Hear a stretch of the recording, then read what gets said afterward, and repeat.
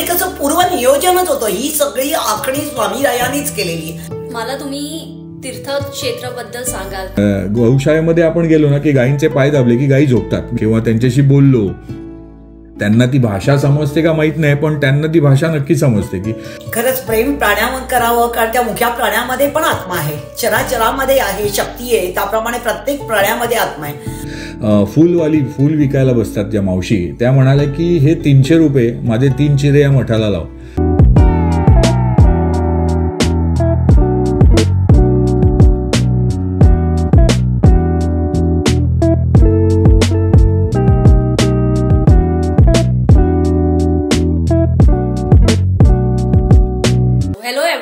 Welcome to our channel The Detox Show. तुमचं आजच्या एपिसोडमध्ये खूप स्वागत आहे. आजचा एपिसोड परत स्पेशल असणार आहे बिकॉज आपल्याबरोबर जे गेस्ट आहेत त्यांनी जे इनिशिएटिव्ह स्टार्ट केलेलं आहे ते खूप इन्स्पायरिंग आणि कमेंडेबल आहे. तर ते काय आहे तुम्हाला शॉर्टली कळेलच, पण त्याच्या आधी let's welcome mamma. Hi Prasad, welcome to my channels. आज तुझं स्वागत आहे. खूप म्हणजे प्रसन्न आणि आनंदी झाले की माझ्याकडे एक सुंदर पुन्हा एक बाळ आलेलं आहे आणि तो पण प्रसाद वालावलकर. आता आपण त्याच्याशीच बोलणार आहोत, तेव्हा सगळ्यांनी प्लीज बघा की त्याची कारकीर्द कशी आहे. आपण आजचा एपिसोड चालू करायच्या आधी मी तुम्हाला सगळ्यांना रिक्वेस्ट करेन की ज्यांनी सबस्क्राईब नाही केलं आपल्या चॅनलला प्लीज सबस्क्राईब, कारण आमचा प्रयत्न हेच आहे की आम्ही पॉडकास्ट थ्रू तुमच्या आसपासचे जे स्टोरीज आहेत इन्स्पायरिंग ते तुमच्यापर्यंत पोहोचू. आपण सेलिब्रिटीज थ्रू इन्फ्लुएन्स होतो किंवा ज्यांनी काहीतरी मोठं केलेलं आहे आपल्याला वाटतं की तेच इन्स्पिरेशनल स्टोरीज त्यांचे असतात, पण असं नाही आहे. तुम्हाला तुमच्या आसपासमध्ये पण खूप इन्स्पायरिंग स्टोरीज मिळतील आणि शिकायला पण मिळेल.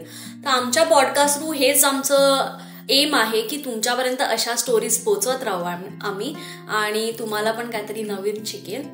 तर आजची पण एक स्टोरी आहे ती अशीच इन्स्पायरिंग आहे. सो मम्मीनी तर इंट्रोड्यूस केलेलंच आहे की आपल्याबरोबर आज जॉईन करणार आहेत प्रसाद वालावलकर. आणि ॲक्च्युली त्यांचं जे इनिशिएटिव्ह आहे ते खूपच जास्त इन्स्पायरिंग आहे. त्यांनी एक फार्म हाऊस घेतलाय, म्हणजे प्लॉट घेतलाय आणि त्याच्यावरती त्यांनी वेगवेगळे इनिशिएटिव्ह केलेले आहेत. सो ते काय आहे तर तेच डिकोड करतील. सो पहिलं तर लेट्स वेलकम प्रसाद वालावलकर आणि आपण त्यांनाच विचारू हाऊ डू दे फील आपल्याला जॉईन करून. श्री स्वामी समर्थ. नमस्कार. खूप बरं वाटलं आणि मी खूप एक्साइटेड आहे की हे आपण जे काही छोटं काम करतोय त्याची दखल घेऊन त्याचा एक प्रसार होतोय. आपलं मेन कामाची आपण जे काही करतोय त्याचं एकच आहे की ते सगळ्यांपर्यंत पोचावं आणि ते जोपर्यंत सगळ्यांपर्यंत जात नाही तर सगळ्यांपर्यंत जाण्याचे मी नेहमी शोधत असतो. म्हणजे जेव्हापासनं तीर्थक्षेत्र सुरू करायचं किंवा तिकडे काहीतरी करायचं हे जेव्हा डोक्यात आलं तेव्हापासनं एक विचार होता की हे पुढेपर्यंत नंतर हे पुढे पोचेल कसं, लोकांपर्यंत हे कसं जाईल. तर तुमच्यासारख्यांचे आशीर्वाद हवेत की ह्या सगळ्या गोष्टी पुढेपर्यंत पोचायला. म्हणजे अशी सगळीजणं मदतीला आली आणि हे स्वामीच करून घेतात. ह्या सगळ्यांना एकमेकांशी कनेक्ट करून देतात आणि आपण जेव्हा भेटतो त्यावेळी त्यातनं काहीतरी वेगळं चांगलं घडत जातं आणि तोच हा प्रकार आहे. आणि जेव्हा तुझा फोन आला की आपल्याला हे करायचं आहे तेव्हा मी खूप आनंद झाला. तेव्हा मजा आली की अरे वा, आपल्याला आता आपला जो आपण जे काही स्वामी करून घेत आहेत ते 7 समुद्र पार जाणार, सगळ्यांपर्यंत पोचणार. अजून एक जी हजारो लोक आहेत ती लाखो लोक होणार. आणि त्याच्यामध्ये एक गंमत आहे की मी म्हणालो तसं की हे सगळ्यांपर्यंत पोचावं ही अपेक्षा आपली आणि आपण स्वामींना तेच सांगतो की हे सगळ्यांपर्यंत जाऊ दे, सगळ्यांना कळू दे. आणि असं आहे. पहिलं तर लोकांना खूप क्युरॉसिटी असेल की तीर्थक्षेत्र काय आहे आणि एक्झॅक्टली तुम्ही काय करतात. सो पहिलं तर लेट्स स्टार्ट विथ की तुम्ही काय करतात ते ऑडियन्सना सांगा आणि मग आपण तीर्थक्षेत्रावरती जाऊ. बेसिकली मी आर्किटेक्ट आहे. मी प्रोडक्ट शूट किंवा ॲड फिल्म्स आणि मराठी नाटकांचे सेट्स, इव्हेंटचे सेट्स हे सेट डिझाईन करतो. माझं मेन काम हे सेट डिझायनिंग आहे.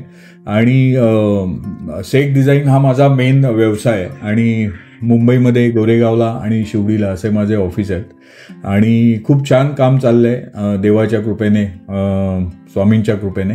आणि अशीच कामं पुढे होत राहोत आणि त्यातनं अशी अजून चांगली चांगली बुद्धी स्वामी देत जावत ही स्वामींचरणी प्रार्थना. बरोबर आहे की जे काही आहे ते परमेश्वरच आपल्याला बुद्धी देतो, सुबुद्धी देतो. परमेश्वर आपल्याला चालना देतो आणि त्याच्यामधनंच आपल्याला मार्ग आक्रमण जातो आणि ही सगळी स्वामींची कृपा आहे. प्रसाद बोललास ते त्रिवार सत्य आहे, कारण स्वामी जे करते ते प्रचंड महाशक्ती आणि स्वामी हे काही संपूर्ण ब्रह्मांडाचे नायक आहेत आणि ते जशी आपल्याला बुद्धी देतील त्याप्रमाणेच आपण पुढे पुढे जातो.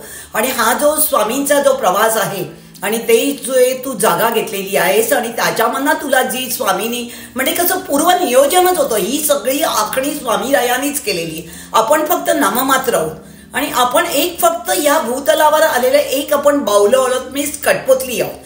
आणि ज्याप्रमाणे परमेश्वर आपल्याला बुद्धी देईल, ज्याप्रमाणे परमेश्वर आपल्याला चालना देईल, त्याप्रमाणे आपण आपले या स्टेजवर येऊन म्हणजे या प्लॅटफॉर्मवर येऊन आपण एक आपली म्हणजे कसं म्हणतो की एक आपलं काय बरं म्हणायला लागेल, एक ऍक्ट आपण करतो. पण ते करवणारे आणि करता करविता सगळे स्वामीरायाचे आणि वाखाणण्यासारखे की या म्हणजे प्रचंड भूतलावर एवढी वस्ती आणि त्याच्यामध्ये देवानी आपणालाच का बुद्धी द्यावी, आपणच का जागा घ्यावी आणि तिथून ते घेतलं होतं, ते एक मोठा प्लॉट घेतला होता. पण त्याच्यातनं स्वामींचा मठ कसा तयार झाला आणि स्वामी रायाने कसा तो तुझ्याकडनं घडवून आणले आणि त्या निमित्ताने तू म्हणालास की लाखो लोक भेटत जाणार आणि ही पण एक साखळी आहे आणि त्या साखळी माध्यमातूनच आपणाला एक एक व्यक्ती भेटत जाते आणि त्याप्रमाणेच आपण पुढे पुढे पदार्पण करत होतो. पण तुझ्याकडे मला अत्यंत आनंद वाटला की त्याच्यामध्ये तू नुसतं स्वामींचा मठा व्यतिरिक्त झाडाचं वृक्षारोपण पण करतोय, प्राण्यांना सांभाळतोय.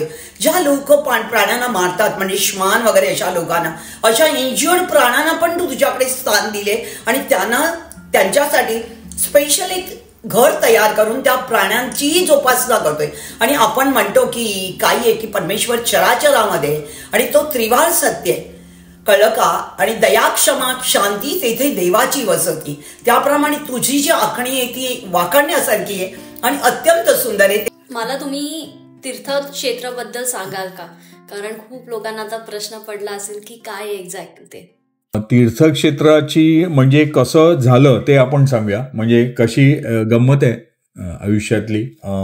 लॉकडाऊन होता 2020-21 मध्ये आणि लॉकडाऊनमध्ये घरी बसले असताना अशीच कुंडीमध्ये काही बिया लावल्या, बियांची काही झाडं आली आणि झाडांपासून काकड्या, वांगी आणि असे वाढत गेले त्या कुंडीमध्ये. तर त्यावेळी त्या कुंडीत वाढल्यावर असं वाटलं की आपण एक छोटीशी जागा घेऊ आणि तिकडे शेती करू. आता 2 वर्ष तर बंदच आहे मुंबई महाराष्ट्र सगळं, तर आपण थोडीशी शेती करूया. म्हणून शेती करण्यासाठी त्याच्या आधी पण खूप गोष्टी घडल्या. आम्ही 5-6 जण एकत्र येऊन शेती करणार होतो आणि पार्टनरशिपमध्ये आणि असं सगळं होतं. त्याच्यामध्ये काही गोष्टी अशा होत गेल्या की जागा घ्यायला गेलो, कुठली जागा घेतली, ती जागा घेतल्यानंतर मध्येच असा एक माणूस माझ्या आयुष्यात आला. म्हणजे ती खूप मोठी स्टोरी आहे. सागर बागवे असा एक माणूस माझ्या आयुष्यात आला. मी सागर बागवे ह्या दुकानात गेलेलो की आम्हाला आमचं पार्टनरशिप डीड टाईप करून द्या.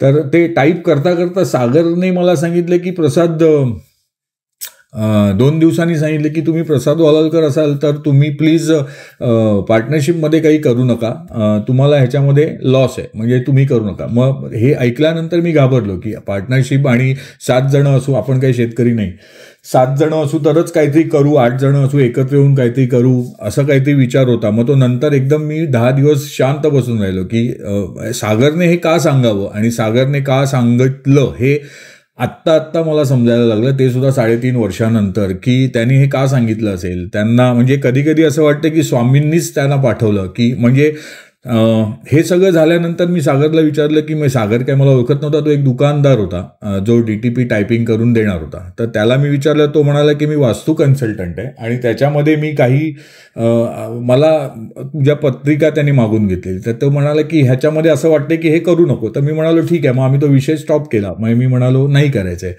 आणि नंतर एक दिवस असं झालं की सागरचा फोन आला की तुला हे करायचं असेल तर मी तुझ्याबरोबर जागा बघायला आपण जाऊ शकतो. तर आम्ही जेव्हा ही जागा बघायला गेलो, ती जागा कुठे बघायची म्हणजे पुण्यामध्ये बघायची की वसईला बघायची की अजून कुठे बघायची हे कोणाच्याच डोक्यात नव्हतं आणि मला पण माहीत नव्हतं हे कुठे बघायचे. आता स्वस्तात कुठे मिळेल हे बघण्यासाठी आम्ही जेव्हा प्रवास सुरू केला तेव्हा आमची गाडी वळली ही पालघरच्या दिशेने आणि पालघरच्या दिशेने गेल्यानंतर तिकडे काही अशी माणसं ब्रोकरना भेटायचं ठरलं. तर ब्रोकरना भेटल्यानंतर असं झालं की एक ठिकाणी ते मला घेऊन जाणार होते. त्याच्या आधी काही त्याचीच मित्रमंडळी भेटले आणि ते म्हणाले की तुम्ही तिकडे नको, आम्ही तुम्हाला अजून एक जागा दाखवतो. मग ती दाखवल्यावर आम्ही त्या दिवशी कमीत कमी 25 जागा बघितल्या.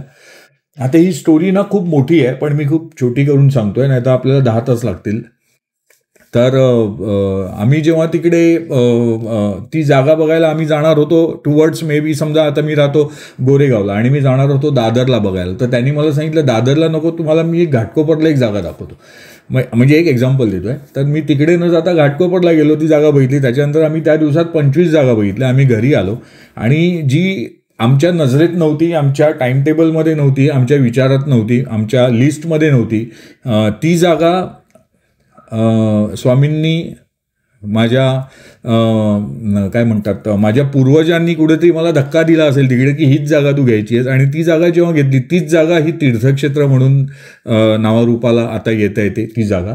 तर त्याचं लॉजिक असं आहे की ती म्हणजे खूप वेगळ्या वळणाला जाऊन आम्ही ती जागा घेतली. ती जागा घेतल्यानंतर तिथे एवढंच होतं की छोटी जागा घ्यायची, त्याच्यामध्ये शेती करायची, एक गाय आणायची आणि ती आपण एक छोटीशी नैसर्गिक शेती करायची. हा विचार चालू झाल्यावर आम्ही तिकडे गेलो. मी आणि माझी बायको श्रद्धा आम्ही जाऊन दोघेच सकाळी लवकर उठून जायचो. लॉकडाऊन होतं त्यामुळे रोड एकदम रिकामी असायचे. लवकर जायचो, राहायचो, त्याच दिवशी परत यायचो कारण तिथे राहायला काही नव्हतं, अख्खं जंगल होतं, तिथे पाणी नव्हतं, तिथे लाईट नव्हती. अशी जागा आम्ही घेतलेली. नंतर काही गावातल्या वादांमध्ये असं झालं की एक 5-6 महिन्यांनी मी जे आंब्याची झाडं लावली ती सगळी आंब्याची झाडं कापून टाकली. आता आंब्याची झाडं कापली, तिथे पाणी नाही, तिथे लाईट नाही, त्यामुळे थोडा मी डिप्रेस झालो. आणि जेव्हा मी त्यावेळी असं पण झालं त्याच्यामध्ये की त्या जागेला रस्ताच नाही आहे. म्हणजे आम्ही जी जागा घेतली 2020मध्ये त्या जागेला रस्ता नाही आहे.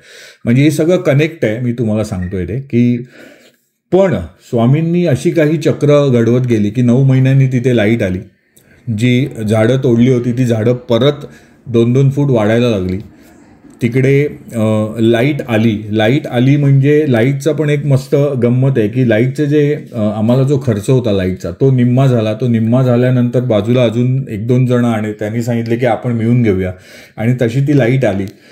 आणि अजून एक गंमत म्हणजे शेताला आपल्या जागेला ना रस्ता नव्हता. तर तिथे आपण असं विचार केलेला की आपण एक गाय आणायची. ती एक गाय आणण्यासाठी मी सुरतला गेलो तर तिकडे मला सांगण्यात आलं जे कत्तलखान्यामधनं आपण सोडवलेल्या काही गायी तिथे होत्या त्यातलं आणायला गेलो तर त्या माणसाने सांगितलं की 5 गायी घेऊन तुम्हाला जावं लागेल कारण आम्ही एक गायी देऊ शकत नाही, आमच्याकडे खूप गायी आहेत. तर मग मी घाबरलो की 5 गायींचं मी करू काय, कारण करणार काय मी, कसं करणार त्यांचं. पण ते होत गेलं. तिकडे त्या मिळाल्या, छान होत्या, सुंदर होती ती, वासरं होती. तर त्या 5 जणांना घेऊन आल्यावरती त्या आपल्या तीर्थक्षेत्रावर होते. तीर्थक्षेत्रावर असताना तिथे आपल्याला मंत्र लावायची, म्हणजे आपण गाडीतनं येता जाताना मंत्र ऐकत असतो. तर त्याच्यामध्ये तो मंत्रामध्ये असं होतं स्वामीचं ह्या पंचप्राणामृतात. तर तिथे असं लक्षात आलं की हे जे 5 प्राण आपल्या इकडे पाठवले आहेत हे काहीतरी अशी ही गंमत आहे. तसंच त्याच्यामध्ये पाणी जेव्हा नव्हतं तीर्थक्षेत्रावर तेव्हा पाण्याची ही एक फार गंमत आहे. ती पाणी बघायला जो माणूस आला तो माणूस, त्या माणसाने खूप तिकडे काही वेगळ्या गोष्टी दाखवल्या, त्याच्या रूपातनं काहीतरी वेगळं दिसलं. त्यामुळे तिकडे एक त्यांचा वास आहे हे लक्षात आलं की. आणि जेव्हा झाडं तोडली तेव्हा असं होतं की मी हे सोडून चाललोय, म्हणजे इकडे राहण्यामध्ये काही पॉईंट नाही आहे, कारण काय होईल, कधी काय होईल, कसं, म्हणजे माझ्याबरोबर कोण असेल. मी इकडनं कमीत कमी 100 किलोमीटर लांब होतो म्हणजे माझ्या घरापासून, तर तिकडे कोण ओळखीचं नव्हतं. तर त्यावेळी कळलं ती शक्ती तिथे आहे, काही ना काहीतरी शक्ती आहे. आपलं जे शेत आहे त्या शेताच्या बरोबर समोर म्हणजे 10 पावलांवरती हनुमंताचं देऊळ आहे आणि आपल्या शेताकडनं बरोबर 100 पावलांवरती शंकराची पिंड आली आहे नदीतून.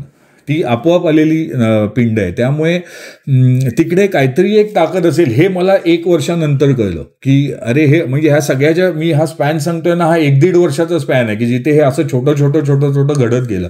सुरुवातीचे 2 महिने 4 महिने काहीच नव्हतं. आम्ही यायचो जायचो, झाडं कशी लावायची, काय करायचं आहे, कुंपण कसं करायचं आहे ह्याच्यावरती प्लॅनिंग होतं. तिथे राहू शकत नव्हतं कारण तिथे घर नव्हतं, तिथे लाईट नव्हती, तिथे पाणी नव्हतं.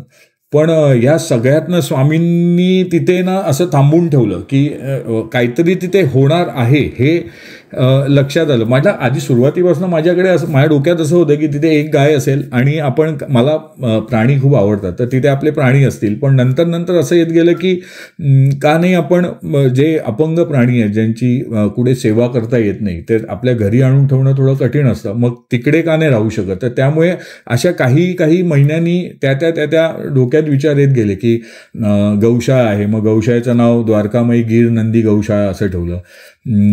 आता प्राण्यांना जी राहायची जागा आहे त्याचं नाव पीठापुरम ठेवलं कारण दत्तगुरूंचं जन्मस्थान पीठापूर आणि पीठापूर दत्तगुरूंचा सर्वात जवळचा प्राणी श्वान, तर त्याच्यासाठी एक राहायची जागा हवी म्हणून त्या जागेला पीठापुरम असं नाव ठेवलं.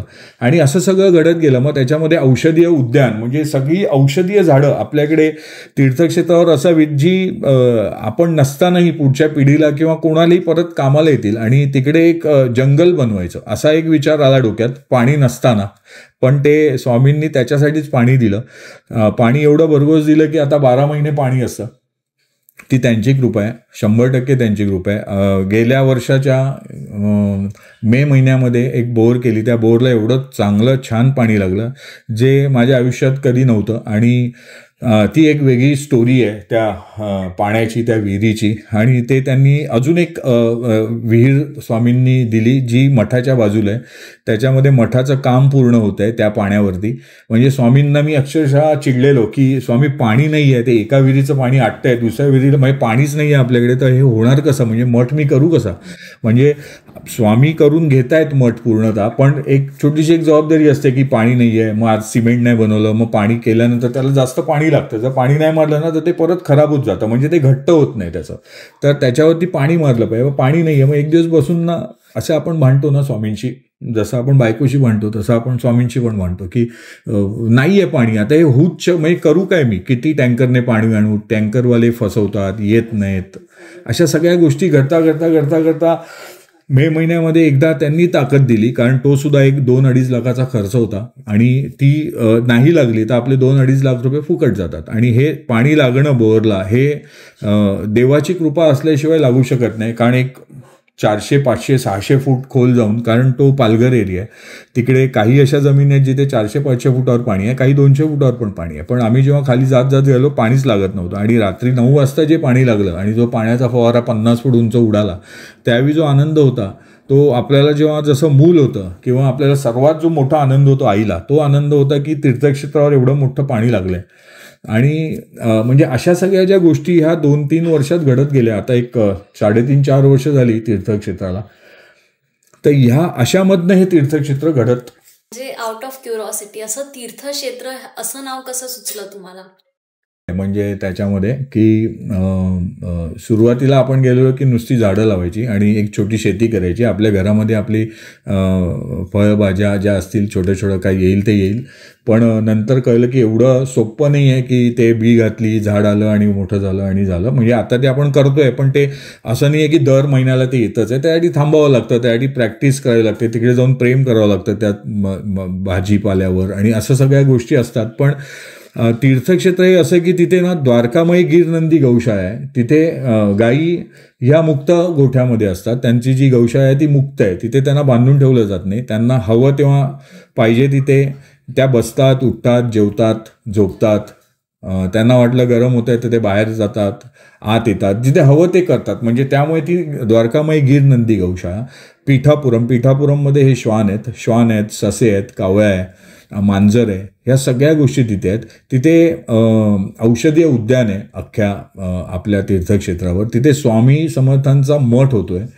मठाच्या बरोबर समोर हनुमंताचं देऊळ आहे, छोटंसं एक 250 वर्षापूर्वीचं हनुमंताचं देऊळ आहे. आणि त्याच्या अजून थोडं 10 मिनिटं पुढे गेल्यावर शंकराची पिंड त्या नदीतनं बाहेर आली आहे, उगम झालेली आहे. मग असं एक विचार आला की एवढं सुंदर सगळ्या गोष्टी ह्या एका ठिकाणी आहेत, मग आपण ह्या जागेला तीर्थक्षेत्र हे नाव ठेवूया, असं एक छोटंसं काही डोक्यात आलं. आणि तीर्थक्षेत्रावर हीच गंमत आहे तीर्थक्षेत्राची की तीर्थक्षेत्रावर ज्या काही गोष्टी आहेत म्हणजे आपण प्राणी म्हणू किंवा झाड म्हणू किंवा कुठलं गेट म्हणू आतमध्ये यायचं किंवा कुठलं राहायची जागा म्हणू, तर सगळ्यांना काहीतरी एक छोटा ना छोटा आध्यात्मिक नावं आहेत.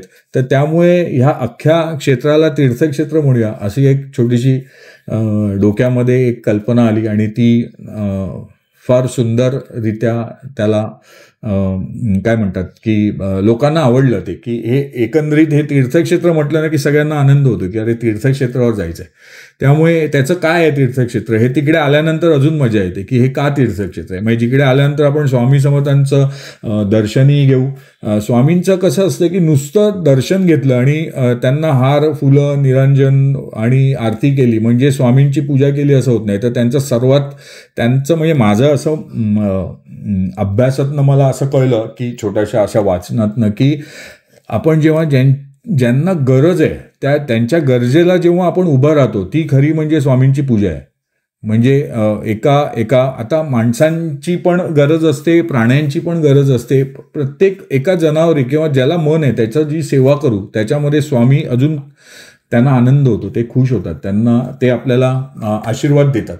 तर त्यामुळे तीर्थक्षेत्र हे नाव याच्यासाठी आहे की ह्या सगळ्या गोष्टी एका ठिकाणी आहेत. आपण दर्शन घेतल्यानंतर आपण प्राण्यांची सेवा करू शकतो, त्यांना आंघोळ घालू शकतो, त्यांच्याबरोबर बसू शकतो. आता गौशाळेमध्ये आपण गेलो ना की गायींचे पाय दाबले की गायी झोपतात. मी काही व्हिडिओ पाठवेन. तर ते गायी अक्षरशः झोपतात आपल्या मांडीमध्ये पाय दाबताना. मग ती जी सेवा आहे ना ती त्यांचं एक 600-700 किलोचं वजन घेऊन त्या उभ्या असतात अख्खा दिवस आणि आपण गेल्यावर त्या बसल्यावर पाय दाबल्यावर त्यांना एवढा आनंद होतो ना की ते मला वाटत नाही की कधी कोणाला वेळ मिळेल की आपण जाऊन गायींचे पाय दाबू, आपण प्राण्यांचे पाय दाबू. आपण प्राण्यांच्या डोक्यावरनं हात फिरवतो पण त्यांचे पाय दाबले, त्यांच्या मानेखाली जरा अशा गुदगुद्या केल्या किंवा त्यांच्याशी बोललो. त्यांना ती भाषा समजते का माहीत नाही पण त्यांना ती भाषा नक्की समजते की त्यांना भूक लागली आहे का, त्यांना काय हवं आहे का, त्यांच्या डोक्यावरनं हात फिरवले म्हणजे त्यांना असं एक छान वाटतं. आपल्या जवळ घेऊन बसलो की त्यांनाही वाटतं की आपल्याला कोणती जवळ घ्यावं. त्यामुळे हे सगळं जे तीर्थक्षेत्र हे जे गणित आहे ना ते तिकडे जाऊन आपण त्याला एक काय म्हणू की एक सेवा केल्यामुळे सेवा कुठली तर ह्या सगळ्या सेवा आपण नीट केल्या म्हणजे त्या प्राण्यांना आनंद मिळाला तर ते आपल्याला आशीर्वाद देतील, ही एक सेवा तिथे होते. म्हणून ते तीर्थक्षेत्र असं त्याचं एक डोक्यात संकल्पना आली की ते तीर्थक्षेत्र आहे. खरंच प्रेम प्राण्यावर करावं कारण त्या मुख्या प्राण्यामध्ये पण आत्मा आहे, चराचरामध्ये आहे, शक्ती आहे. त्याप्रमाणे प्रत्येक प्राण्यामध्ये आत्मा आहे आणि ही प्राणी असतात हे अत्यंत प्रेमळ असतात, त्यांना फक्त प्रेम हवं असतं. आता गायींबद्दल सांगितलं तर गाय म्हणजे ही गोमाताच आहे आणि साक्षात सगळे परमेश्वर तिच्या उदरामध्ये आहे. आणि सांगितलंच तू की जे अश्व मांजर वगैरे, तर खरं की माझी आई नेहमी म्हणायची की प्राण्यांवर प्रेम करा, त्याच्यामध्ये पण परमात्मा आहे आणि तुम्ही जर प्रेम द्यायला गेलात तर त्यांना प्रेमाचीही गरज असते आणि आपण त्यांच्यावर जितकं प्रेम करू तेवढं कमी आहे. आणि परमेश्वर नेहमी म्हणतो की चराचरामध्ये मी बसलेले आणि प्रत्येक आत्म्यामध्ये परमात्मा आहे आणि तो परमात्मा आपण जाणला तर आपल्याला परमेश्वरापर्यंत पोहोचणं किंवा परमेश्वराची सेवा करणं किंवा त्याच्याशी लगट करणं ते अत्यंत आपल्यामध्ये कसं म्हणजे आत्मसात होतं आणि ते घडवून पण परमेश्वर घेतो. आता जेव्हा तू गोशाळा केली आहेस आणि ती पण म्हणजे इतकी अप्रतिम सुंदर केली आहेस आणि तू म्हणतोय की गोशाळेमध्ये जे दूध आहे ते तिथल्या जवळपासच्या लोकांना फ्री दिलं जातं, nothing any charge will be द्या. आणि खरंच की सेवा म्हणजे अजूनही करत राहणार आहेस. आणि मठ आपला कसा तयार होतोय, स्वामीरायांचं ते आता तुझं मठ चाललंय आणि त्याचे जे चिरे आहेत तो तू कोकणातनं आणतोयस, एवढ्या लांबून म्हणजे ते चिरे घेऊन जातोय आणि ते चिऱ्याचं बांधकाम तू आता स्वामींच्या मठासाठी करतोय आणि ते आता कुठपर्यंत आणि कसं होत चाललंय ते पण सांग जरा. खरं म्हणजे ही संकल्पना आहे की तिकडे तीर्थक्षेत्रावर कुठलाही व्यवहार करायचा नाहीये कुठल्याही गोष्टीचा, म्हणजे तिथे बिझनेस पॉईंट ऑफ व्ह्यूने कोणालाही एंटरटेन करायचं नाहीये, सर्वात सोपं. त्यामुळे गायींचं दूध खूप जण येतात की आम्हाला दूध हवंय, आम्हाला पैसे देऊन दूध हवंय, पण आपण दूध असं विकत नाही कारण तिथे मुक्त गोठा असल्यामुळे वासरं जी आपली आहेत, शंकर गुरु आणि बल्ला हे 3 आपली आत्ता वासरं आहेत. ती म्हणजे शंकर हा सोमवारी झाला, गुरुदेव हा गुरुवारी झाला आणि बल्ला हा मंगळवारी झाला, म्हणून त्याचं बल्लाळेश्वर असं नाव ठेवलं.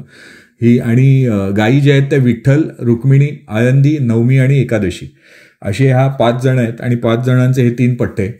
आणि तिकडे शंकराचा काहीतरी नक्की गंमत आहे त्या जागेमध्ये, म्हणून म्हणजे काही जण कोण जे वयस्कर कोण काका किंवा कोणी जात तर ते म्हणतात म्हणून हे 3 नंदी पहिले आले तिकडे, अशी ही गंमत आहे त्यांची. आणि आपण म्हणायचा असा उद्देश की तिथे कुठला व्यवहार नाही करायचा आहे. दूध हे आपण त्या वासरांना देतो, नाहीतर आपल्या श्वानांना देतो दूध. आणि कोणाला पाहिजे असेल तर कधी कोण म्हणतं की आम्हाला म्हणजे कुठला आजार असेल आणि दूध न्यायचं असेल तर ते दूध घेऊन जातात, पण आता आपण त्याचा काही चार्ज नाही करत कोणाला आणि करायचंही नाही आहे आणि करणारही नाही आहे आयुष्यभर.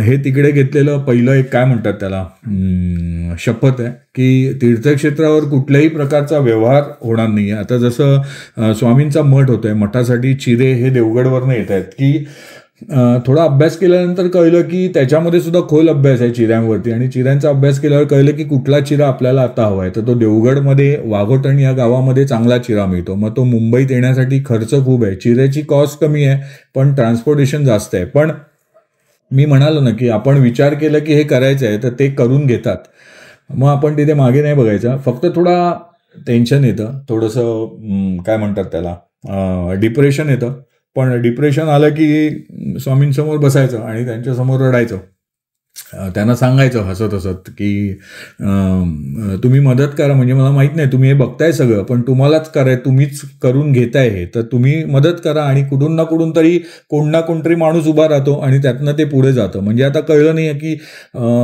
12 मेला गेल्या वर्षी 23ला आपण मठाचं काम भूमिपूजन केलं आणि भूमिपूजन केल्यानंतर आत्ता 60% काम कसं कंप्लीट झालं, कुठून पैसे आले, कसे पैसे आले आणि कुठून कुठून काय काय येत आहेत त्या कळत नाही, पण ते होत जातं. आता एक सिंपल गोष्ट, चिरे जे आहेत ते आपण असं एक अंदाजे कॉस्टिंग काढून असं झालं की 100 रुपयाला एक चिरा येतो, तर 100 रुपयाचा चिरा असा आपण एक छोटीशी एक ॲड केली की एक चिरा जरी दिला एकेकाने तरी तो मठ होईल. आपल्याला एक 8-10 हजार चिरे लागत आहेत, तर एवढी लोक आणि कोणी दिले की ते चिरं होईल. तर एकदा आम्ही पार्ल्या मठाच्या बाहेर बसलेलो, तेव्हा पार्ल्याच्या बाहेर मठाच्या बाहेर जी फूल विकायला बसतात ज्या मावशी, त्या म्हणाल्या की हे 300 रुपये माझे 3 चिरे या मठाला लाव.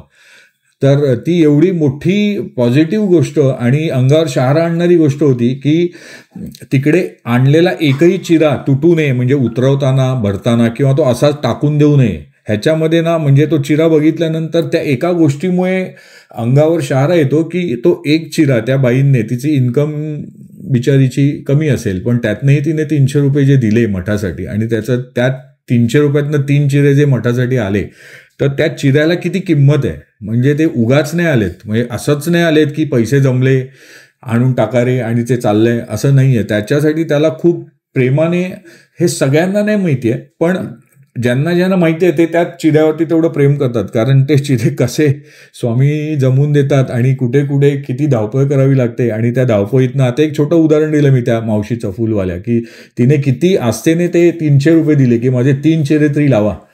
ह्यातच सगळं आलं की किती लोकांचं प्रेम आहे आणि ते म्हणजे ते डोळे बंद करून आपल्यावरती विश्वास ठेवून आपल्याला जी जबाबदारी ती माणसं देतात की हे पैसे घ्या आणि चिरे आणा, तर तो विश्वास आपण कायम ठेवला पाहिजे. तर मठाचं काम सुंदररित्या चालू आहे. आता एक 50 ते 60% मठाचं काम झालं आहे. आता पावसाळा होता म्हणून त्याच्या आधी RCCचं काम संपलं आहे. आता चिरे 2-1 हजार चिरे आले आहेत, अजून 7-8 हजार चिरे येणं बाकी आहे. ते आत्ता ऑक्टोबरमध्ये चालू होईल चिरे यायला आणि फार सुंदर मठ होतो आहे. मग स्वामींचं जे नाम असतं यू नावाचं, त्याप्रमाणे ह्या मठाची रचना आहे.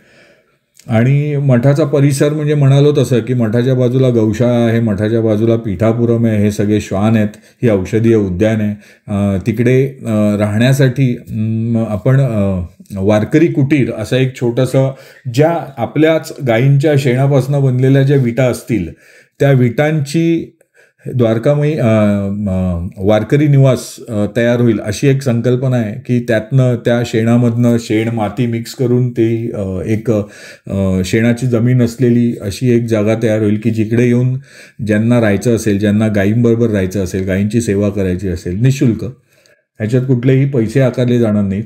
किंवा असं एक म्हटलं, आत्ता आपण अभ्यास करतो, वाचतो, शिकायसाठी प्रयत्न करतो, त्याच्यामधनं कळून आलं की गायींबरोबर राहिल्यावर कॅन्सरही बरा होतो. तो कुठल्या स्टेजचा कुठपर्यंत बरा होतो माहीत नाही, पण कॅन्सर हा बरा होतो. तर जर बरा होत आहे आणि बरा होत असेल तर नक्की तीर्थक्षेत्रावर ज्यांना ज्यांना कोणाला वाटतं की आपण गायींची सेवा करावी, गायींबरोबर राहावं, गायींबरोबर झोपावं, त्यांच्या बाजूला बसावं, त्यांना आंघोळ घालावी किंवा त्यांच्या डोक्यावरनं हात फिरवावा, त्यांच्या पाठीवर सूर्यकेतू नाडी असते त्याच्यावरनं हात फिरवावा, असं वाटायला तर त्यांनी सगळ्यांनी येऊन तिथे राहावं, वारकरी कुटीरमध्ये राहावं. फक्त हा कुठला बिझनेस पॉईंट ऑफ व्ह्यू नाही आहे, त्यामुळे तिकडे मला AC हवा, तिथे मला चादर हवी, खाली झोपायला गादी हवी असा विचार न करता त्यांनी येऊन राहावं, सेवा करावी आणि ह्या सगळ्या गोष्टी अनुभवाव्यात की असा एक संकल्प आहे. इतकं तुम्ही छान छान त्याच्यामध्ये सगळं प्लॅनिंग केलेलं आहे, सेटअप केलेलं आहे, तर ऑफकोर्स म्हणजे सगळ्यांना ते कळलं पाहिजे. आणि जसं तुम्ही सांगितलं की हे फ्री आहे, म्हणजे तुम्ही त्याच्यामधनं काय बेनिफिट नाही आहे किंवा तुम्हाला फक्त बाकी लोकांना ऑफर करायचं आहे एक एन्व्हायरमेंट जिथे जाऊन त्या लोकांना असं फील गुड वाटेल किंवा प्रसन्न वाटेल अशी तुमची कल्पना आहे. करेक्ट. तर ते ऐकून आय गेस सगळ्यांनाच खूप आवडलं असेल. तर मला विचारायचं आहे की तुम्ही तिथे जसं सांगितलं की ॲनिमल्ससाठी पण तुम्ही एक शेल्टर होम केलेलं आहे जिथे की स्ट्रे डॉग्स आहेत किंवा अजून वेगवेगळे ॲनिमल्स आहेत, तर त्यांना तुम्ही आणलंय. तर आम्हाला त्याबद्दल सांगाल का? आणि अजून एक की त्या प्रत्येक ॲनिमलचं किंवा प्राण्याचं नाव तुम्ही ठेवलेलं आहे ते कुठल्या तरी देवा किंवा देवाच्या रिलेटेड ठेवलेलं आहे, तर त्याची पण काय कल्पना आहे ते पण सगळ्यांना कळू दे. म्हणजे एक सिंपल कल्पना आहे की सर्वात आधी ब्लेस म्हणून एक डॉबरमॅन कुत्रा जेव्हा 2019 मध्ये माझ्या ऑफिसवरती आणून एका माझ्या मित्राने ठेवला. 19-20 मध्ये जेव्हा नुकतं करोना सुरू झालेलं त्यावेळी त्याने आणून ठेवला आणि त्याने सांगितलं की मी याला घेऊन जाईन आणि त्याचं नाव ब्लेस होतं. मग त्याला ठेवला. नंतर काही महिन्यांनी कळलं की त्याला डोळ्यामध्ये मोतीबिंदू आहे, म्हणून तो त्याला तिथे सोडून गेला आणि त्याचं ऑपरेशन खूप महाग होतं आणि ते कोण करणार, कसं करणार, ह्याच्यामध्ये ते दिवस गेले. ब्लेस तिकडेच राहिला, ब्लेस आपल्याकडेच राहिला. मला आधीपासून प्राणी आवडायचे म्हणून ब्लेस ऑफिसमध्ये होता. नंतर तीर्थक्षेत्र घेतलं. तीर्थक्षेत्र जेव्हा उभं राहायला लागलं तेव्हा ब्लेसला तीर्थक्षेत्रावर घेऊन गेलो. तीर्थक्षेत्रावर नेलं तर नंतर दुर्वा म्हणून एक सुंदर मला एक बारीकसं पिल्लू मिळालेलं, पण ते नंतर कळलं की ते कारवान हाऊंड आहे. तर त्याच्या पायामध्ये त्याचं हाड मोडलं होतं. मग त्याच्यामध्ये स्टीलचा रॉड आहे. आज दुर्वा सर्वात तिकडे जेवढे प्राणी आहेत त्या सगळ्यांच्या पुढे दुर्वा धावते आणि त्यावेळी डॉक्टर म्हणाले की कशाला करते ऑपरेशन, म्हणजे तिचा पाय मोडलाय, ती त्यातल्या त्यात मॅनेज करून राहील.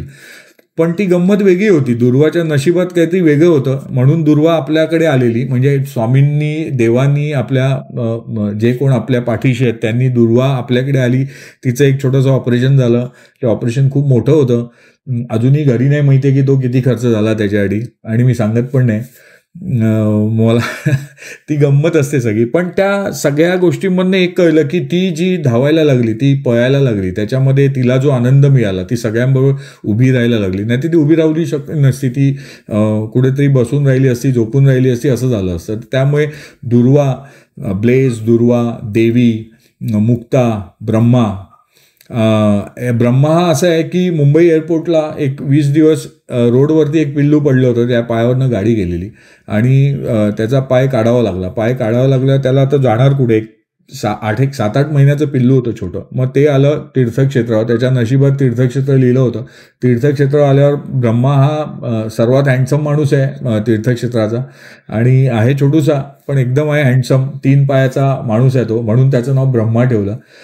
अशी सगळी ही गोंडस प्राणी आहेत. आता देवी ही मुंबईला आपल्या गोरेगावच्या इकडे BST कॉलनीमध्ये देवी होती. तर देवी हे छोटंसं पिल्लू तिथे आलं, तिचं नाव काहीतरी वेगळं होतं त्यांनी ठेवलेलं, स्ट्रे डॉगच आहे. आपण फक्त स्ट्रे डॉगवरती करतो, पेट ॲनिमल्सवर आपण काम म्हणजे तीर्थक्षेत्र काम नाही करत. आणि हे कुठली NGO नाही आहे आणि हे कुठलं काय म्हणतात त्याला शेल्टर नाही आहे. म्हणजे शेल्टर आणि डिफरन्स काय आहे ह्याच्यातला की घर आणि हॉटेल ह्यातला जो फरक आहे ना तसा आहे की शेल्टर हे मे बी एक प्रोफेशनल वर्ड आला, हे त्यांचं ओल्ड एज होम आहे, प्राण्यांचं ओल्ड एज होम आहे असं मी त्याला म्हणतो. आणि शेल्टर म्हटलं ना की तिथे कुठेतरी इकॉनॉमिक कुठेतरी असं एक गणित कुठेतरी येतं सगळ्यांचं की हे तुमचं NGO आहे का, हे तुमचं शेल्टर आहे का. तर ते शेल्टर नाही आहे, ते त्यांचं ओल्ड एज होम आहे. तिथे ते आरामात झोपतात, तिथे त्यांना कोण ओरडत नाही, तिथे हवं ते खेळतात, हवं ते जेवतात, त्यांना व्यवस्थित जेवण मिळतं आणि त्यांना ते त्यांचं लाईफ तिथे आनंदात घालवतात. त्यामुळे आता त्याच्यात काही मांजरी पण आहेत, त्यांचं मांजरी आहेत देव, पूजा, आरती अशी आहेत. म्हणजे ही सुद्धा काही पिल्लं गटारामध्ये मिळालेली आहेत. काही आत्ता जो त्या दिवशी दीप म्हणून दीप अमावस्येला एक छोटंसं पिल्लू मिळालं मांजरीचं, ते एका ट्रक खाली येणार होतं, रात्री 11:30 11:30 11:45 मिळालं, त्याला घरी घेऊन आलो, मस्त पुसलं बिसलं, आता छान आहे, आता तीर्थक्षेत्रावर आहे. फक्त हे सर्वात छोटं पिल्लू आहे, त्यामुळे मोठी जी मांजरं आहेत ती त्याला ओरडतात कधी कधी. आणि एक गंमत असते. आता तसंच जेव्हा एक कावळा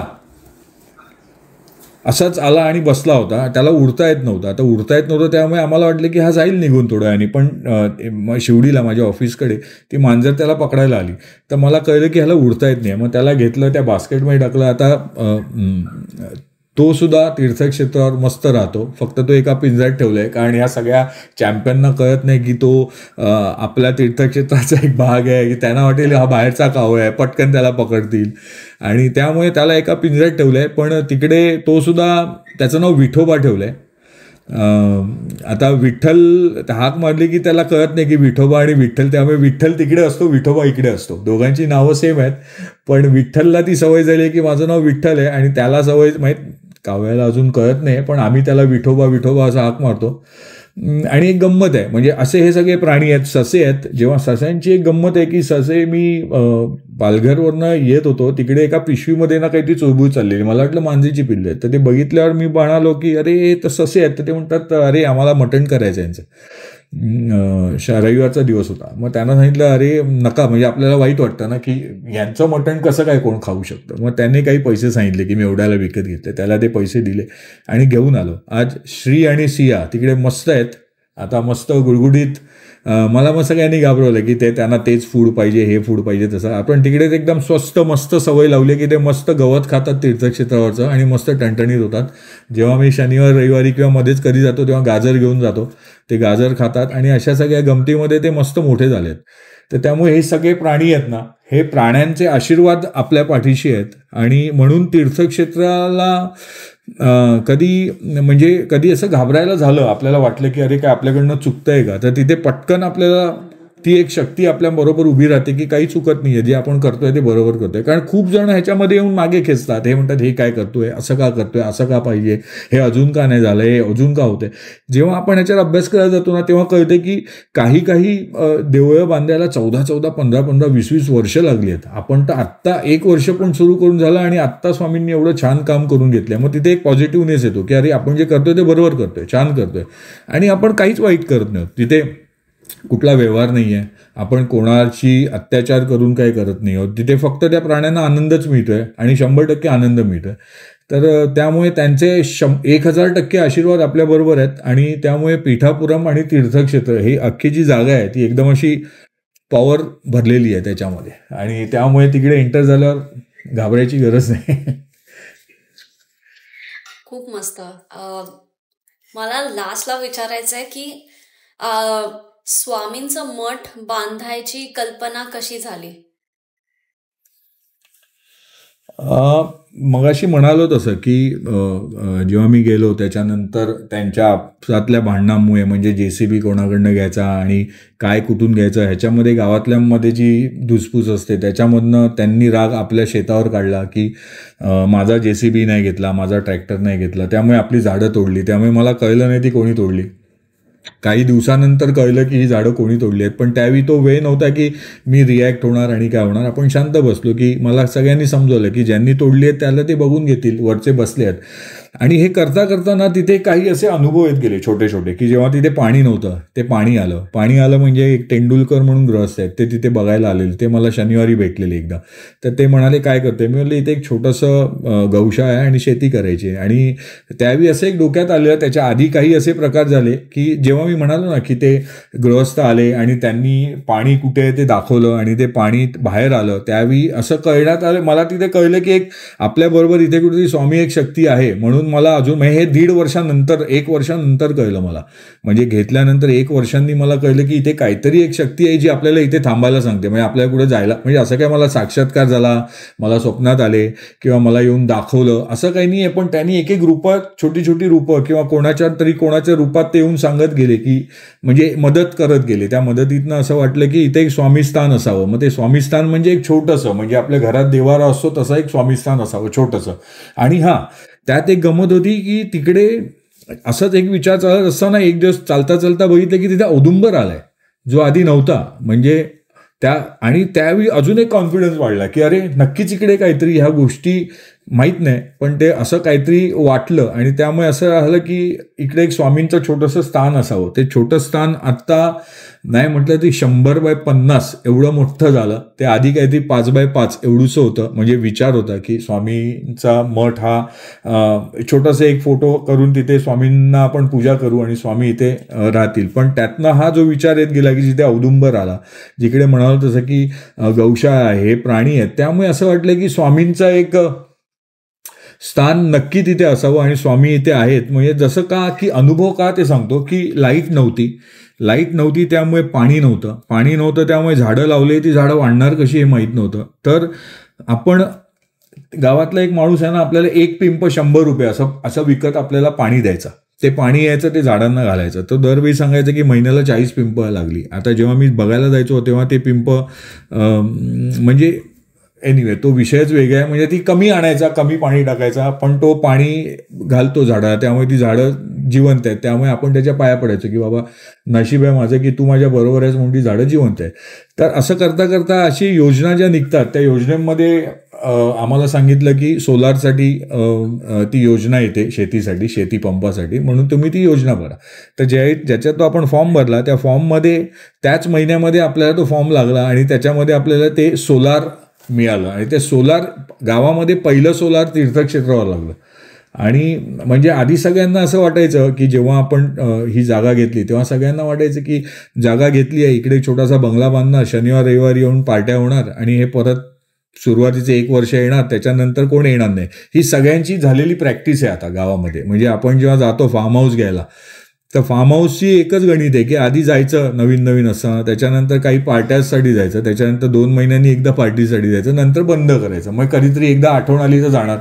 असं हे सगळं ते गावात चाललेल्या गोष्टी आहेत. पण जेव्हा गावात कळत गेलं ना की इकडे गौशाळा होते, इकडे स्वामींचा मठ होतोय, इकडे काहीतरी वेगळं होतंय, हे त्यांना स्वतःनाच कळत गेलं की इकडे काहीतरी वेगळं चाललंय. त्यामुळे त्यांचासुद्धा एक कॉन्फिडन्स वाढत गेला, त्या माणसांचाही कॉन्फिडन्स वाढत गेला. ह्याच सगळ्यांमधनं स्वामींचा मठ तिथे का असावा, तर ह्याच्यामध्ये हीच एक छोट्या अशा जे अनुभव येत गेले. एक सर्वात मोठा अनुभव म्हणजे तिकडचा असा होता की जेव्हा आपण शेत घेतलं त्या शेताला रस्ताच नव्हता. आणि कालांतराने जेव्हा कळले की ते स्वामींचा छोटासा मठ होतोय आणि इथे गौशाळा आहे, तेव्हा बाजूची जी जागा आहे त्यांनी सांगितले की तुम्ही माझी जागा विकत घ्या. आणि तुम्हाला माहिती आहे का की हा जो रोड आहे माझ्या शेतावरनं जायचा, आपल्या शेतावरनं जो जायचा, त्या बाजूच्या जागेचा जो रोड होता, म्हणजे ती बाजूला जी जागा आहे त्याचा हा रोड होता. आणि ज्यांनी तेव्हा ही जागा, आपल्या बाजूची जागा, आपण एक छोटी जागा त्यातली घेतली, तेव्हा तो रोड जो आहे तो तीर्थक्षेत्राच्या नावावर झाला. म्हणजे स्वामींनी एवढं नियोजन करून घेतलं की आधी आपल्या शेताला जायला रस्ताच नव्हता आणि बाजूचा एक छोटासा भाग आपण तीर्थक्षेत्रात ॲड केल्यावर तो जो रस्ता आहे त्या रस्त्यावरती तीर्थक्षेत्राचं नाव 7/12वर आलं. ह्याच्यापेक्षा मोठं पुण्य काय असू शकतं. आणि त्या बाजूच्या माणसांनी ती जागा जी आहे ती बाजारभावापेक्षा स्वस्तात विकली. हे अजून एक गंमत आहे. म्हणजे ह्या सगळ्या ज्या नियोजन असं घडून आणतात ना, त्या नियोजनामुळे असं ते लक्षात आलं की इकडे म्हणजे कुठे ना कुठेतरी एक शक्ती आहे आणि ती शक्ती आणि आपली चांगली कर्म ह्यातनं काहीतरी इकडे चांगलं होतंय. त्यामुळे एक छोटंसं जो विचार आलेला की इकडे एक स्वामींचा मठ असावा, त्यांना इथे राहायचं एक स्थान असावं, त्यामुळे स्वामी हे स्थान घडून घेत आहेत आपल्याकडे. प्रश्नच नाही. स्वामींबद्दल जे सांगितलं ते अत्यंत सुंदर, आणि त्याच्यामध्ये प्राण्यांना जी नावं ठेवली आहेत ती सगळी परमेश्वराची ठेवली. ब्रह्मा, विष्णू, महेश, सुंदर, विठोबा, रुक्मिणी. काय म्हणजे अमेझिंग थिंकिंग्स पण काय आहे की प्राण्यांनाही आपण त्याच्यामध्ये चराचरामध्ये परमेश्वर पाहतोय. आणि खरंच, आणि समजा आपण एक गंमत असते त्यात की समजा आपण राग पण आला तरी आपण एकदा ओरडत नाही कारण त्यांचं नाव विठ्ठल, विठ्ठलला कसं ओरडणार म्हणून आपण ओरडत नाही, किंवा त्याला ओरडताना त्याचं नावही घेतलं जातं. ती पण एक गंमत आहे.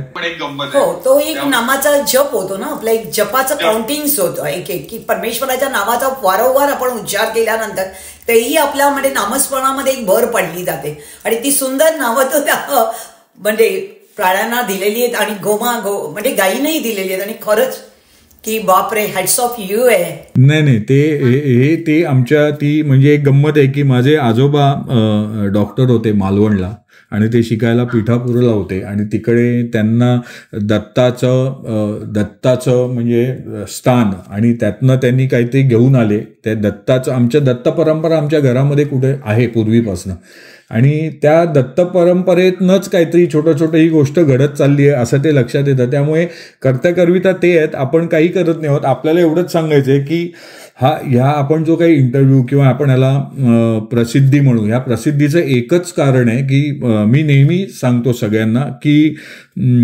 इंटरव्ह्यूला चेहरा दिसलाच पाहिजे का, त्याची गरज आहे का, तर मला असं वाटतं की नसावं. पण काय होतं की मग नंतर असं कळलं की कोण आहे, काय चाललंय हे कळण्यासाठी तरी तू स्वतःचा चेहरा दाखव, किंवा म्हणून हा चेहरा दाखवायची गरज आहे. अदरवाईज मला वाटतं की काम हे शांत राहून केलेलं बरं. तिथे प्रसिद्धी नसावी आपल्याला, स्वतःला त्या जागेला प्रसिद्धी असावी, त्या जागेचं खूप नाव व्हावं, ते स्वामी करून घेतील. पण आपल्याला ती प्रसिद्धी नको आहे, कारण प्रसिद्धीमध्ये काय होतं माहिती आहे, आपण जमीन सोडून थोडे वर जातो, हवेत जातो, आणि एकदा हवेत गेल्यानंतर ना ती गोष्ट खूप त्रासदायक आहे की परत जमिनीवर यायला कुठेतरी फटके खावे लागतात. त्यामुळे आपण जमिनीवर जेवढे राहू तेवढे चांगले, आणि जेव्हा जमिनीवर राहू तेव्हा ते काम चांगलं होईल आपल्याकडनं. आणि स्वामींकडे हीच प्रार्थना आहे की मी सगळ्यांना सांगतो की अशा खूप पण काय होतं माहिती आहे की इंटरव्ह्यूज हे द्यावेच लागतात, किंवा आपल्याला प्रचार करायचा आहे, म्हणजे हा प्रसार आहे त्याचा स्वामींच्या मठाचा की मठ होतोय इकडे, असं आहे, तुम्ही या, ह्या सेवेचा फायदा घ्या.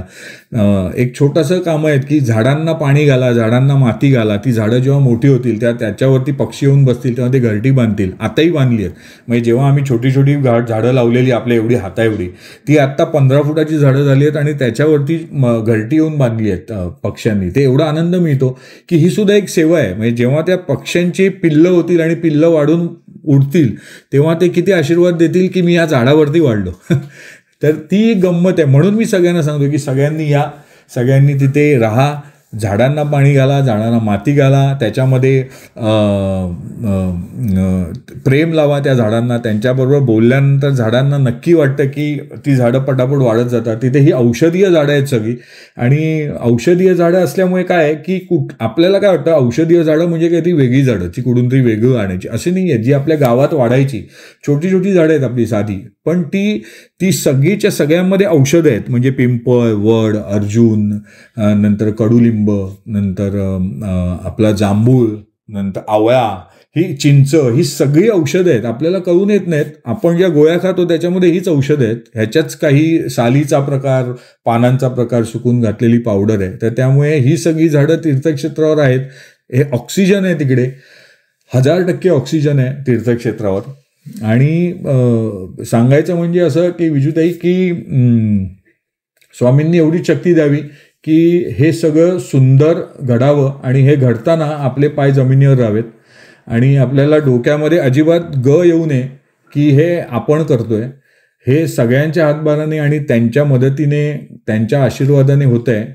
तर तुम्हीही आशीर्वाद द्या की ह्या कार्यामध्ये येऊ नये कोणालाही, आणि सगळ्यांनी जमिनीवर राहावं, सगळ्यांनी मिळून मिसळून काम करावं, आणि त्याच्यामध्ये हे माझं, हे तुझं, हा प्रकार कधी येऊ नये. आणि अजून एक तीर्थक्षेत्राची एक गंमत आहे की अक्कलकोटवरनं स्वामी 21 वर्ष ज्या वटवृक्षाखाली सानिध्यात होते, वटवृक्षाच्या, त्या वटवृक्षाच्या पादुका अक्कलकोटवरनं पाठवण्यात आल्या. त्या आपल्याकडे आहेत, आपल्या मठात राहणार आहेत. आता मठात राहायच्या आधी, मठ बांधायच्या आधी त्या घरी आहेत, त्याच्यावरती दर गुरुवारी अभिषेक होतो.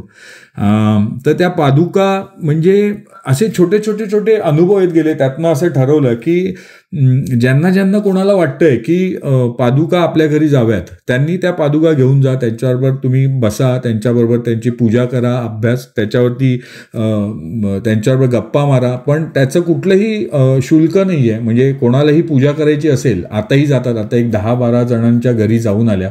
तर त्याच्यामध्ये एक सिंपल आहे की त्या पादुका त्यांनी घेऊन जाव्यात, त्या पादुका त्यांनी परत त्याच दिवशी आणून द्याव्यात. त्याच्यावरती त्यांनी दूध आणि पाणी आणि फुलं एवढा घालून सुद्धा अभिषेक केला तरी तो अभिषेक स्वामींपर्यंत पोचतो.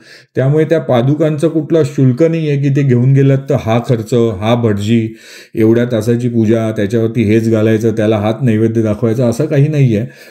मी म्हणालो तसं की ती एक आपल्या डोक्यात एक सगळ्यांनी एक काही असं भरवलंय की असं असेल तरच ती पूजा झाली, असं काही नाही आहे. त्याच्यापेक्षा तुम्ही प्राण्यांची सेवा करा, तुम्ही माणसांची सेवा करा, ज्यांना गरज आहे त्यांची सेवा करा. आणि सांगायचं असं की जर तुम्हाला विषय हा होता की जर पादुकांची सेवा हवी असेल तर पादुका तुम्ही निःशुल्क तिथं कुठलाही खर्च न करता तुम्ही घेऊन जाऊ शकता आणि त्याच्यावरती पूजा तुम्हाला पाहिजे तसा अभिषेक करून त्या परत आणून देऊ शकता. तर मी तो नंबर तुम्हाला शेअर करेन, त्यांच्याशी कॉन्टॅक्ट करायचा आहे तर तुम्ही त्यांच्याशी कॉन्टॅक्ट करून त्या पादुका तुम्ही घेऊन जाऊ शकता. दुसरी गोष्ट की अवधी म्हणून एक गृहस्थ आहेत ठाण्याचे, त्यांनी गजानन महाराज आणि स्वामी समर्थ अशा 2 मूर्त्या त्यांनी घेऊन ठेवलेल्या, त्यांच्या घरीच होत्या. त्यांना जेव्हा कळलं की तीर्थक्षेत्रावर मठ होतोय तर ते वाया पोचले आपल्यापर्यंत. त्यांनी सांगितलं, त्यांनी ज्या दिवशी सांगितलं त्याच दिवशी मी हो म्हणालो. आणि त्यांनी 19 डिसेंबरला त्यांचा वाढदिवस असतो लग्नाचा, तर त्या दिवशी त्यांनी त्या मूर्त्या 2 आपल्याला दिल्या. त्याच दिवशी श्रद्धाचा, माझ्या बायकोचा वाढदिवस असतो. तर तो एक काय म्हणतात त्याला चांगला चान्स होता, दोघांचे वाढदिवस, त्यांच्या लग्नाचा आणि हिचा. आणि मग त्या मूर्त्या इथे आणल्या गेल्या. आणि मग असं बोलता 10 दिवसांनी समजलं की ज्या वर्षी, ज्या महिन्यामध्ये त्या मूर्त्या त्यांनी विकत घेतल्या त्याच महिन्यामध्ये आपण तीर्थक्षेत्र जागा विकत घेतली. म्हणजे ह्या अशा काहीतरी खतरनाक ज्या गोष्टी आहेत ना त्या शहारे आणतात अंगावर. पण आता हे कोणाला खरं वाटेल, कोणाला खोटं वाटेल, पण हे जे एक्सपिरियन्स आहेत, जे 4 वर्ष मी घेतोय ते अजब आहेत आणि गजब आहेत. त्यामुळे त्याच्यावरती विश्वास ठेवून आपण पुढे चालतो. आणि हे स्वतःचे अनुभव आहेत आलेले, ते कोणाला सांगायची गरज नाही आहे, पण ते आपल्या मनात आहेत. आणि अशा सगळ्या गोष्टी असल्यामुळे तीर्थक्षेत्रावर एक काहीतरी गंमत आहे. आणि गंमत म्हणजे प्राण्यांची सेवा आहे. प्राण्यांची सेवा केली की ती देवाची पूजा झाली. त्यामुळे तुम्ही नक्की तीर्थक्षेत्रावर या, तीर्थक्षेत्राला भेट द्या. आणि हे स्वतःच्या आनंदासाठी तुम्ही या, त्यांच्याबरोबर खेळा, त्यांच्याबरोबर मजा करा. तिकडे चूल आहे, चुलीवरती स्वतःच जेवण करा, आम्हाला पण जेवायला द्या, आम्ही पण तुमच्याबरोबर जेवू आणि आपण हसत खेळत परत मुंबईत येऊ. अशी ही गंमत आहे. खूप मस्त. म्हणजे बोलताना it's all about connecting the dots. तर आय थिंक तीर्थक्षेत्राच्या साठी हेच झालंय, ते डॉट मस्त कनेक्ट झालेले आहेत. पण तुम्हाला जर तीर्थक्षेत्रावरती जायचं असेल किंवा तुम्हाला ते डायरेक्टली जर प्रसाद यांच्याशी कॉन्टॅक्ट करायचं असेल तर आपण डिस्क्रिप्शनमध्ये डिटेल्स ॲड करू, तर प्लीज ते बघा. आणि तुम्हाला जर कॉन्ट्रीब्युशन करायचं आहे किंवा तुम्हाला जर जाऊन तिथे स्टे करायचं आहे, सेवा करायची आहे, तर तुम्ही रीच आउट करा डायरेक्टली त्यांना आणि तिथे पोहोचा. आणि तुमचा एक्सपिरियन्स असेल कसं ते शेअर करा, मग कॉमेंटमध्ये सांगा. सुंदर सुंदर प्रसाद, इतकं सुंदर सांगितलं की प्राण्यांमध्ये पण परमात्मा आहे. आणि हे पण आमच्या आईने आम्हाला फीडबॅक विदिन 50 इयर बॅक दिलेलं होतं. आई कावळ्यांना, चिमण्यांना, मुंग्यांना, पालीला सगळं रोज खायला द्यायची. आणि माझे वडील म्हणायचे की अगं तू काय त्या प्राण्यांना देते, पोपटाला, मांजरीला. तेव्हा आई म्हणायची अगं नाही, की ह्या चराचरामध्ये आत्मा आहे आणि परमात्मा त्याच्यातच तुम्हाला बघू शकतो. आणि तुझी जी सेवा तू आता सांगतायस ते माझ्या आईची मला आठवण झाली आणि खरंच रिअलाइज झालं की आई त्यावेळेला म्हणायची अगं पुराणं ती चिमणी केवढी छोटी आहे, तिची चोच केवढी लहान आहे आणि त्या चोचीमध्ये दाणापाणी तिला कुठे मिळणार आणि ती कुठे खाणार. तर परमेश्वराने तिची सगळी व्यवस्था करून ठेवलेली. आपण फक्त नाममात्राने, आई त्यावेळेला ना पाट्या असायचा, मिक्सर वगैरे नसायचा, त्या पाट्यावर आई तांदूळ वाटायची आणि त्याच्या कण्या होत्या त्या कुंडीमध्ये ठेवायची आणि त्या चिमणीला खायला द्यायची, कावळ्यांसाठी ठेवायची, पोपटाला ठेवायची. आणि खरं की आज रिअलाइज झालं की आई माझी पालीला पण ठेवायची रे तूप आणि साखर. आणि माझे वडील म्हणायचे काय गलिच्छ आहे, त्या पालीला काय खायला देते. आई म्हणायची नाही तो मोका प्राणी आहे, अहो त्यालाही कोणीतरी देणारं पाहिजे ना, आणि ती पण परमेश्वराच्या रूपामध्ये आहे हो, तिला तुम्ही असं गलिच्छ म्हणू नका आणि तिलाही तुम्ही जाणा. कारण आई म्हणायची अगं त्या आत्म्यामध्ये पण परमेश्वर आहे आणि तो परमेश्वर तुम्ही जाणला तर तुम्हाला देवळात जायची गरज नाहीये. त्या आत्म्याला जर तुम्ही जाणलं तर तुम्हाला परमेश्वर घरी बसूनही मिळतोय. आणि खरं तुझी सेवा आहे ना अत्यंत द्विगुणित आहे. तुझं जे कार्य तू आरंभलंय ते परमेश्वर म्हणजे स्वामी दया तर सगळं करूनच नेणार आहेत, कारण ते अगाध आहे आणि अशक्य हे शक्य करतील स्वामी. स्वामींनी सांगितलेलंच आहे की ते परिपूर्ण होणारच आहे. आणि आपणाला गर्व कधीही नसावा, कारण आपण जे चाललो ते सुंदर तुझे की परमेश्वरा मला सगळं चांगलं दे, सुबुद्धी दे. आणि जर आपल्याकडे सुबुद्धी असेल तर आपल्याकडे कुबुद्धी केव्हाही येत नाही. आणि आपण चालताना आपले पाय जेव्हा जमिनीवर ठेवून चालतो ना तेव्हा परमेश्वर आपल्याला सगळ्या बाजूनी सद्गती देतो आणि चांगली माणसं देतो आणि ते वलय तयार होतं. आणि स्वामींनी एक माध्यम दिले, त्या माध्यमातून हे वलय तयार झाले. आणि त्या स्वामींसाठी मी म्हणेन देवपूजा देवपूजा पाय तुझी गुरुराया माझी देवपूजा गुरुचरणाची महती तीच माझी भागीरथी. देवपूजा देवपूजा पाय तुझी गुरुराया माझी देवपूजा गुरुचरणाचे ध्यान तेच माझे संध्या स्नान.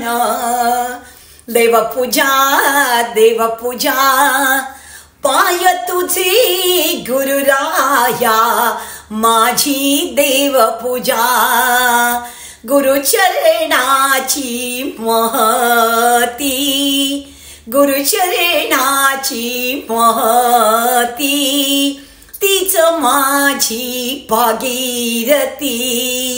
देवपूजा देवपूजा पाय तुझे गुरुराया माझी देवपूजा माझी देवपूजा माझी देवपूजा.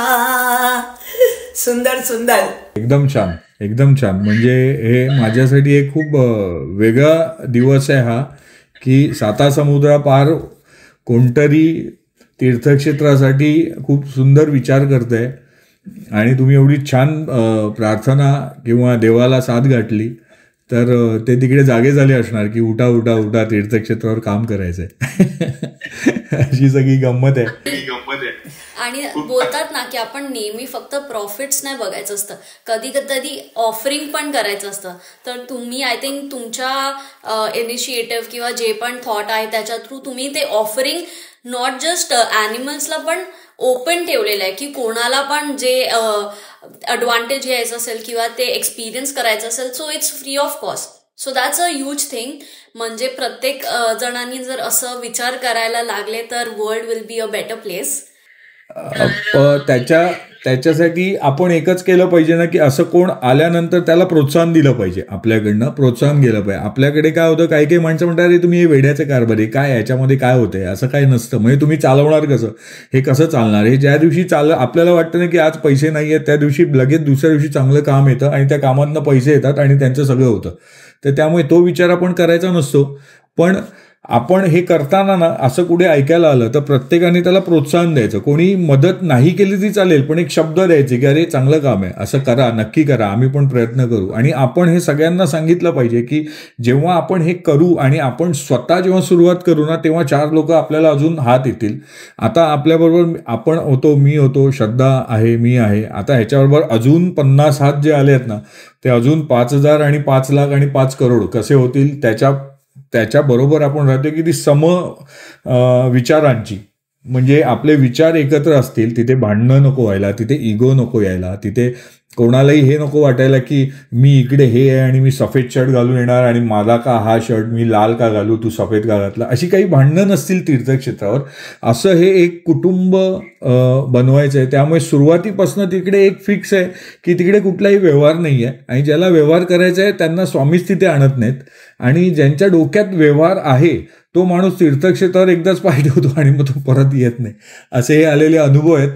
आणि त्यातनं तीर्थक्षेत्र तुमच्या आशीर्वादाने मोठं हो, तुमच्या सगळ्यांचं पाठबळ असो. आणि काही चुकलेलं कधी वाटलं विजूताई तर तुम्ही मनापासून ओरडू शकता. तुम्ही माझ्या आईसारख्या आहात आणि कधीही तुम्ही सांगू शकता, कधीही फोन करू शकता. कधीही तुम्हाला लक्षात आलं की प्रसाद हे चुकतंय तर तुम्ही कान पिऊ शकता. आणि ते माझ्यासाठी एक वरदान असेल की तुमच्याकडनं कोणाहीकडनं हे फ्री आहे. म्हणजे कोणीही बिंदास सांगावं, इकडे काय कोण काही नाही आहे. म्हणजे कोण काय करतंय, तीर्थक्षेत्रावर कोण काम करतंय हे महत्त्वाचं नाही आहे, तीर्थक्षेत्र कसं होईल हे महत्त्वाचं आहे. तर त्यामुळे सांगायला गेलं तर तीर्थक्षेत्राचा जो मेन करता करवत आहे ते स्वामी आहेत.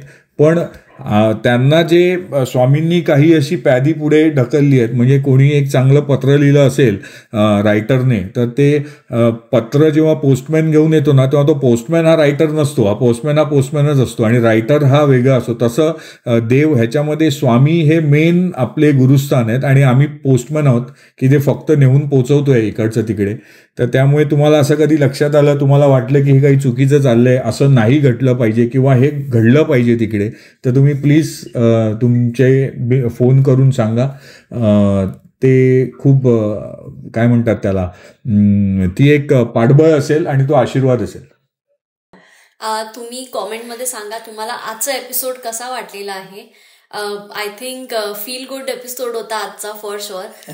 तर त्यामुळे तुम्हाला कसं वाटलं ते आम्हाला नक्की कळवा. आणि आपण एंड करू, पण त्याच्या आधी आपण मम्मीला पण विचारू आणि मग आपण प्रसाद यांना पण विचारू की त्यांना कसं वाटलं आपल्या बरोबर जॉईन होऊन. तर पहिलं मम्माला विचार. मला तर प्रचंड आनंद झाला आणि पुन्हा मी प्रसादला म्हणेनच, कारण स्वामींचं जर नियोजन असेल आणि स्वामींची जी आखणी असेल त्या पद्धतीनेच आपण चालणार. पण स्वामींच्या पादुका आपण कॅनडामध्ये पण घेऊन येऊ आणि इथल्या पण आपले जे आहेत सगळे आपले म्हणजे परिवार, त्या परिवाराला पण स्वामींचं दर्शन पण होईल. ज्याप्रमाणे गणपती आपण कॅनडात आणला आणि लोकांना इतका आनंद झाला प्रसाद की मी आणणारी कोणी नाही, नियोजन सगळं परमेश्वराचं आहे. मी मात्र एक नाममात्र आणि एक कठपुतली आहे. इथे गणपती जेव्हा आला तेव्हा एवढी जण आली, एवढी मुलं आली आणि सगळे यंग जनरेशन आणि एवढे खुश झाले. सगळे माझे इन्स्टा बघून आले चॅनलवरनं आणि इतका आनंद झाला. आता नवरात्रीचा उत्सव पण मी करणार आहे. शर्वरी मला म्हणत होती, अगं मम्मा तुझा जोगवा कसा होईल देवीचा. माझ्याकडे 26 वर्ष चैत्री आणि शारदीय नवरात्र उत्सव जोरात साजरा होतो आणि कमीत कमी 100 ते 150 बायका येतात आणि देवीचं नामस्मरण होतं, म्हणजे आईचा जोगवा होतो. तर इकडे त्या मुलांना सहज मी म्हटलं, अरे बाबा काय करायचे असं असं. तर शर्वरी म्हणाली, मम्मा तुझा जोगवा कसा ऑर्गनाईज होईल. म्हटलं अरे बाबा ते सगळं देवी करून घेणार, मी कोणी नाही. आणि आता अचानक सगळ्यांनी गणपतीच्या दिवशी सांगितलं की काकू तुम्ही जे कराल त्याच्यामध्ये आम्ही येऊ, तुम्ही फक्त आम्हाला सांगा की काय हवंय काही नाही. म्हटलं अरे बाबा काही नकोय, फक्त तुम्ही यायचे, नामस्मरण मी करेन, माझी फक्त देवीची गाणी ऐका. ते म्हणाले अरे आम्हाला तेही आनंद आहे. तसंच आपण स्वामींच्या पादुका इकडे आणूया. स्वामींना मी सांगेन स्वामीला या, लवकर या. मी आता येईनच तेव्हा स्वामींना मी सांगते की स्वामी प्लीज इकडे या. माझी पण इच्छा आहे की इथल्या भाविकांना, इथल्या मुलांना स्वामीदायांचं दर्शन होऊ दे आणि परमेश्वर स्वामीदाय या सगळ्यांचं छान करू दे आणि सुंदर करू दे. आणि त्या माध्यमातनं एक आपलं वलय तयार होईल आणि ते वलय काही नियोजन करणारे स्वामीरायाचे. मी कोणी नाहीये, मी फक्त एक नावाडी आहे. त्या बोटीमध्ये मी बसवते आणि नेऊन पहिलं तीरावर नेऊन सोडते की बघा हा वे आहे, हा वे सुंदर आहे, या वेनी तुम्ही चला, परमेश्वर तुम्हाला सगळी साथ देईल. म्हणजे ज्यावेळी विजूताईंना यूट्यूबवरती व्हिडिओ बघायचो, म्हणजे गमती आहेत या सगळ्या. जेव्हा ह्या आपण तीर्थक्षेत्रा रिलेट जेव्हा आपण हे सगळं करायला लागलो ना, त्यावेळी त्या जे व्हिडिओज किंवा जे इन्फ्लुएन्सर जे आहेत, जे मठा स्वामींबद्दल, देवाबद्दल, झाडांबद्दल या सगळ्यांना भेटायचं एक कुतूहल होतं. आणि आता तीर्थक्षेत्र असं मोठं होत चाललंय स्वामी कृपेने की त्याच्यामध्ये ज्यांना मी बघायचो ती लोक माझ्या सानिध्यात आहेत आता. म्हणजे ते आता माझे मित्र झालेत. म्हणजे असं एक असतं ना की यूट्यूबवरती अरे ह्यांचे एवढे फॉलोअर्स आहेत आणि त्या माणसाच्या मोबाईलमध्ये माझा नंबर आहे आता. सो ही एक गर्वाची गोष्ट आहे. मला एक मजा असते की ती माणसं म्हणजे ते स्वतःहून त्यांना एक आनंद आहे की असं काही तीर्थक्षेत्रावर होतं आहे आणि त्याची दखल घेतली जाते आणि त्याचा प्रसार होतोय, ह्याच्यामध्ये जेवढा आनंद आहे. आणि ज्या माणसांना आपण एक काहीतरी समजतोय, त्यांना आपण एक काहीतरी मानतोय आणि ती माणसं तीर्थक्षेत्राबद्दल कुतूहलाने बोलतायत आणि समजून घेत आहेत आणि त्याचा प्रसार लोकांपर्यंत पोहोचवत आहेत, ह्याच्यापेक्षा मोठं भाग्य काय असू शकतं. म्हणजे हीच पुण्य आहेत. आणि मी म्हणतो ना की हे सगळे विठ्ठल, रुक्मिणी, आळंदी, ब्लेस, दुर्वा, देवी, पूजा, ब्रह्मा, नंतर विठोबा, ह्या सगळ्यांचे आशीर्वाद आहेत की हे सगळेजणं सगळ्यांना माहिती आहे की आपल्याला इकडे सुंदर राहायला मिळत आहे. सगळ्यांचे आशीर्वाद बरोबर असल्यामुळे ह्या सगळ्या गोष्टी होत आहेत. तर त्यामुळे खूप एक्साइटेड होतो मी जेव्हा हा इंटरव्ह्यू होणार आहे आणि आपण सगळ्यांपर्यंत पोचणार आहोत आणि सगळ्यांना ह्या गोष्टीचा लाभ घेता येईल, सगळ्यांना कळेल की असंही काही होतं आहे आणि हे होणं खूप गरजेचं आहे. तर त्यामुळे मला खूप आनंद झाला आणि खूप बरं वाटलं. आणि आपण लवकर मठाची अजून जसं जसं टप्पे वाढत जातील तसं तसं आपण ते काही फोटोज किंवा मी शेअर करेन तुम्हाला, तर ते तुम्ही परत आपण त्याच्यावर एक छोट्याशा गप्पा मारू आणि एकदा आपण तीर्थक्षेत्रावरनं लाईव्ह करू. म्हणजे असं काहीतरी तिकडे एक गंमत करता येईल, असं काहीतरी आपण बघूया. आणि आनंद झाला, बरं वाटलं. धन्यवाद. श्री स्वामी समर्थ. अक्कलकोट निवासी श्री स्वामी समर्थ महाराज की जय. अनंत कोटी ब्रह्मांड नायक राजाधिराज योगीराज परब्रह्म श्री सद्गुरु अक्कलकोट निवासी श्री स्वामी समर्थ महाराज की जय. श्री गुरुदेव दत्त, श्री गुरुदेव दत्त, श्री गुरुदेव दत्त. अक्कलकोट स्वामी महाराज की जय. आजचा एपिसोड आपण याच पॉझिटिव्ह नोटवरती एंड करू. आणि जसं प्रसादने सांगितलं की आपण मुंबईला गेल्यानंतर डेफिनेटली एक मिनी ब्लॉग करू तिथून तीर्थक्षेत्रावरून आणि तुम्हाला पण दाखवू. कारण इतकं ऐकल्यानंतर आम्हाला पण एक्साइटमेंट आहे तिथे जाण्याची. तर तुम्हाला बघायला आवडेल का तसा ब्लॉग, तर आम्हाला सांगा कॉमेंटमध्ये. आणि thank you Prasad for joining with us today. आणि तुमचं सगळ्यांचं ऑडियन्सेसचं पण थँक्यू, तुम्ही आत्ता एंडपर्यंत जर हा पॉडकास्ट बघत असाल तर. आणि don't forget to subscribe, like and comment. आणि आपण भेटू नेक्स्ट पॉडकास्टमध्ये.